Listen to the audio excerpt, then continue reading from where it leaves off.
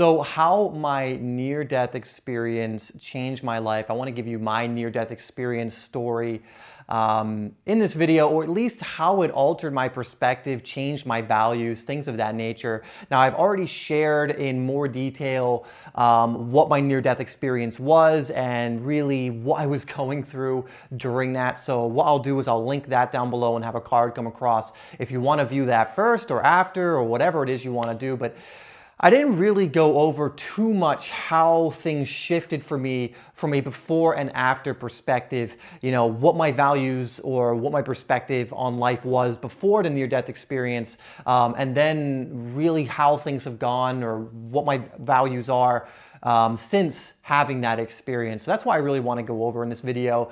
Like the other near-death experience video, I want to make this very much in my heart, very much in flow. I don't have like a script or an outline. I just literally had the title and then like, oh, just, you know, hook into the feeling of it and really just riff and really allow this to come from a soul place. So that's exactly what I'm going to do. So like I already said, you can check out the near-death experience story, my story, by going to that link if you want. But essentially, it's interesting because a lot of things were already changing in my life when I experienced this, when I had this near-death experience. So a lot of things were already shifting and altering for me. You know, it wasn't like I was going down a dark path or I was never growing or, you know, I needed some kind of wake-up call and then this happened. Maybe I did need a wake-up call, but it didn't seem like that kind of case, right? It seemed, if anything, my life was already in more of an upward trajectory in the sense of my awareness expanding, becoming more spiritually connected, and all of these different things. So I'm actually going to also go over why I think I had this near-death experience, what I feel the purpose of it was, based on what was communicated to me and based on my own interpretation of that as well. But again, it did change some of my values as well. So before the near-death experience, I was going through a period in my life where I was going through an actual transition. I was moving from America, from the Western world to Thailand. I'm currently in Thailand right now and have been for the last almost 2 years. This near-death experience actually happened my first week or two in Thailand, funnily enough. So big change in my life. You know, I've lived outside the States before, but, you know, not really like this. You know, I spent most of my life in the same state in America. And so this was a big change for me. And this change came about because I had a lot of internal changes as well. So I was going through that. And so again, I'll go over what I think this near-death experience represented or what it taught me again. But I was already going through changes. I was starting to see that there was more to life than just materialism. I was starting to experience emotions like love and joy and gratitude a lot more. Whereas before my life, probably a few years before that, I was probably experiencing more depression. I was experiencing hatred, envy, and jealousy. I was experiencing a lot of ego and pride. Not that I don't experience that still now, but much less. I was experiencing just kind of suffering in life. You know, it's self-inflicted suffering, which is funny because there was never really, you know, there was outside circumstances that made me feel that way. But it's an interesting contrast because when I had the near-death experience, I ended up seeing it as a blessing compared to all these other things that when I was in them, like suffering, were just like self-created. So it's interesting when you look at that, like an actual thing happened where a lot of people would have been like, oh, poor me, I almost died.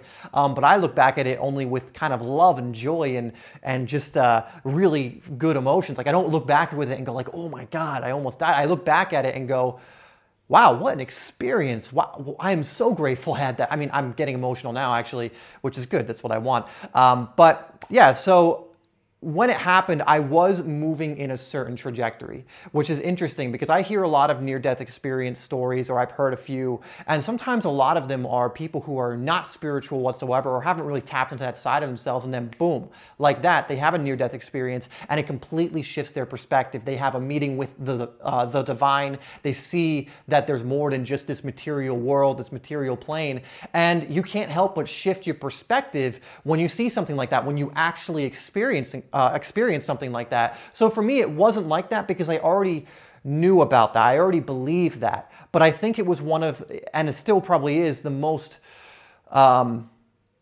potent experience of that I've had thus far. And so what I actually think that experience gave me as far as a lesson, it taught me first and foremost that love, unconditional love is everything. And the most important thing, that everything is love. That even in a situation like this that many people would be suffering through, may have chosen, like if you watch the actual video, may have chosen not to stay, whatever else it was, you know, a lot of people would have decided to suffer, but I instead saw it as a life experience that I could look at to be like, wow, even in a situation that I thought I feared the most, like almost dying, having something like that happen, you know, it's not that big a deal. Like, it's okay.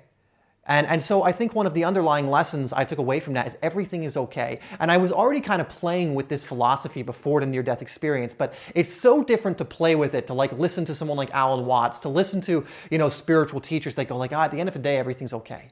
Everything's according to plan. Everything's in divine timing. Everything is okay. You're going to be okay. It's one thing to hear that. It's a totally different thing to experience it, because I probably didn't fully believe it. I said I believed it. I intellectually connected to the idea of everything is okay. Everything is love.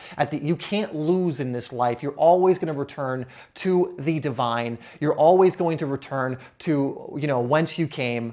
But although I had believed that, I hadn't experienced it, if that makes sense. And I really do believe this came to me to help me experience that, because I really do believe this is an experiential experience. That's a weird way of putting it. An experiential thing we're going through. It's a growth-centric experience life, where I fully believe that we are almost in a way God having forgotten that he is God or she is God. I think one of the biggest things that we're doing here is divinity experiencing its own divinity. But in order to experience divinity, you have to first forget that you're divine and then work your way back up to actually experiencing the wonder of that. And for me, this was similar to what I actually experienced in this moment.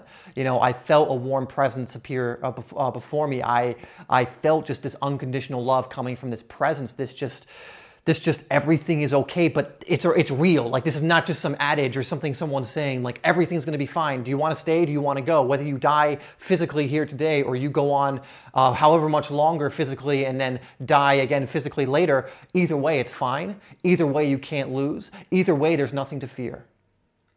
And so learning that was, oh man, it was, again, just experiencing that, it changes you, it shifts you. And for the last 2 years, you know, one of the things I've just been going back to time and time again is that idea from an experiential standpoint. Because again, before that, I was totally bought into the idea. And again, sometimes you don't know what you don't know. Like, you think you believe in something, and then you actually experience it and you realize, wow, I wasn't really living in a way that's in alignment with what I said I believed. But after I had this experience, it completely shifted for me. And I can always go back to this experience, this near-death experience, and remember it. Like, even right now, I can feel the emotions. I can even remember where I was looking after actually I got my vision back, but where I was looking when this presence, I guess, approached me. And I just, again, just thinking about it, just having that reference point and kind of hooking back into that moment, again, all I get is the feeling of love and just presence and just divinity and just this idea that everything is going to be okay, everything is going to be fine. And so the ways in which my values have changed is, I believe, over these last 2 years, I've been way more unapologetic. This might sound weird, but I'll explain. Way more unapologetic about following what it is I actually want to do. Because I would say, you know, moving to Thailand was something I wanted to do for a while, but I delayed it. I mean, like, I'm not taking away from it because I actually did it, but I delayed it for a little bit. And then I finally went through with it. And in these last 2 years, I've done probably more in these last 2 years of what I want to do than I have in the previous 26 years that I was on the planet. And sometimes I have to take a step back and realize that, and I really do believe a lot of that was from this catalyst of having this near-death experience. It made me realize, you know what? Everything's going to be okay. I'm going to perish in this form, and that's fine. Yeah, I'm totally okay with that. And I've experienced the okayness of that. Not just the okayness of that, but the divine, the divinity of that, just unbelievable perfection of that. You know, I don't see it as bad anymore. I used to see it as bad, like I gotta live as long as I can. I gotta live, maybe it's possible to live for 100 years or more or beyond that. And now I look at it like, you know what? My soul will know when it's time to leave this body, time to move on to the next thing. And the problem isn't that I'm going to die. The problem is, I think that death to the body actually means that what I am will perish completely. That's what I think we're all so scared of. But in that moment of that near-death experience, I experienced that that's not the case at all. That you do not actually cease to exist. You just move on to whatever's next. And when I looked at it that way, I understood that I had only been fearing the unknown.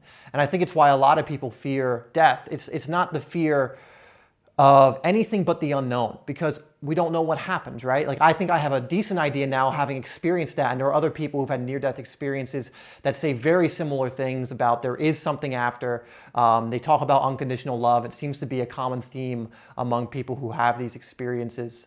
And again, it's made me move in completely different ways. Again, unapologetically myself. Even making a video like this, I would have been very scared to from a different perspective when I was thinking in a different way. Of course, I probably wouldn't have been thinking in that way because I've had the experience, but I would have been shy about shining my light, so to speak. I would have been shy about expressing an experience that is and could be ridiculed because if you haven't had it or you can't connect to this idea, it's very hard, I suppose, to relate to.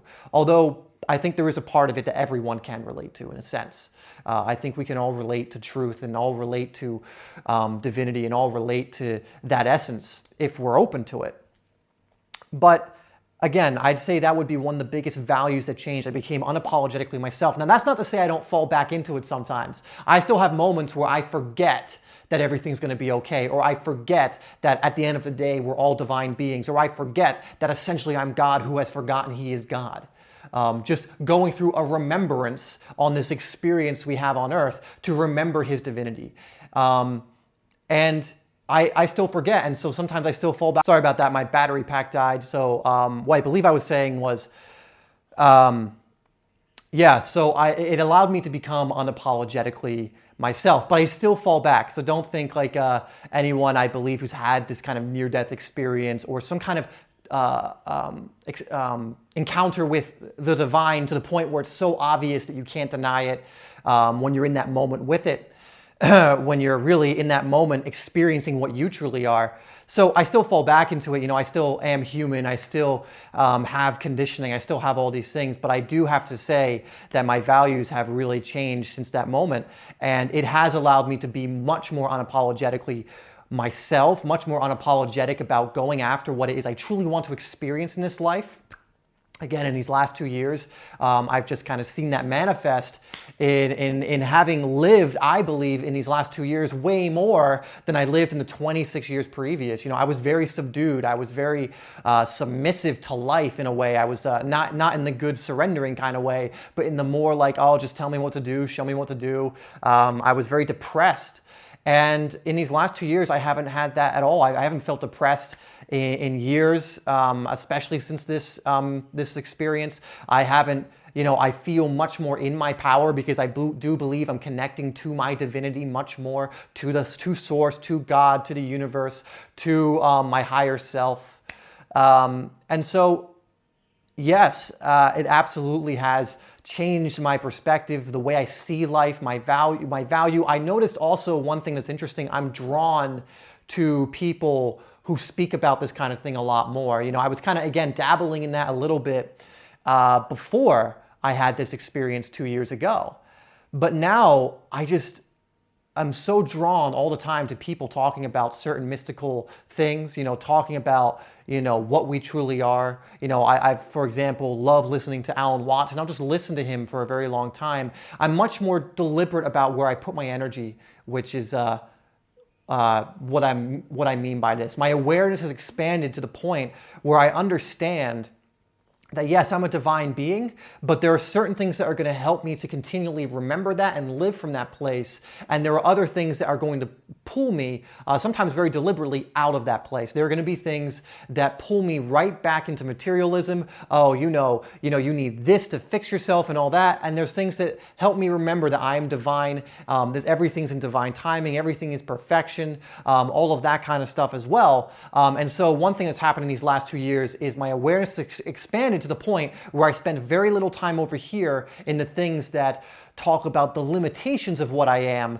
And then I spend a lot of time over here talking about or listening to what I believe is the truth, what I believe is coming from a divine source, where they're talking about endless possibility and limitlessness and talking about just divinity and just really what we are. And I find I connect just so much more with that material as well. And it helps me to live that kind of thing more in my everyday life. So those are the main things. Hopefully that was coherent. Hopefully I was able to explain that well. I know with these kind of videos where I just go, go on a riff, go and just tap into the emotion of how you were feeling and go with that. Sometimes it can be all over the place, but for those of you who don't mind, hopefully you got something out of that. Hopefully that can give you some insight into what happens, or at least what happened in my experience, because this is just my experience, but what happens when you go through an experience like that. And I've seen with many other people, they have similar changes. And I don't think it's a coincidence that after 2 years after that experience, again, I've lived more in these 2 years than I did in the rest of my life previous. And I do believe there's something to that. I do believe that you spend way more time actually living once you go through an experience like this, depending on how you react. Because again, my reaction to this event wasn't to fear death more, it was to fear death less, to the point where I fear it sometimes not at all. Again, sometimes I get thrown back into old patterns and conditioning and I fall into fear, but a lot of times I don't. And because of that, it just gives me the courage and the permission almost to just go out there and to do what it is I want to do, to create the things that, even like this, that might get a bit of kickback, but also is in my heart to do. And I think that's one of the main things as well. It's allowed me to actually live instead of be in fear of living because X, Y, or Z might happen. At the end of the day, who knows what's going to happen? I could get into another accident that actually does the job this time, in the sense of ending my physical existence on this planet. Well, I can't live around the fear of that happening. I would much rather live around the idea of just living to my fullest, experiencing as much as I can, experiencing my divine self as much as I can. And for me, that's how I've shifted from before my near-death experience to today and these last 2 years since it happened. Anyway, guys, again, I hope that's been helpful. Thank you for listening to my ramblings. I hope it's been in some way, again, beneficial to you. As always, I love you. Thank you so much for listening to my story. I really do appreciate you taking the time to do that. It really does mean a lot. This is a very personal story and one that's very close to my heart. And I want to share more stories like this because it feels good. It's vulnerable and it feels good at the same time. It's a weird one, but I think at the end of the day, it can be beneficial. And I'm finding that these kind of things are more beneficial than I would have once thought, actually sharing this. So thanks once again, and hopefully I will see you in the next video.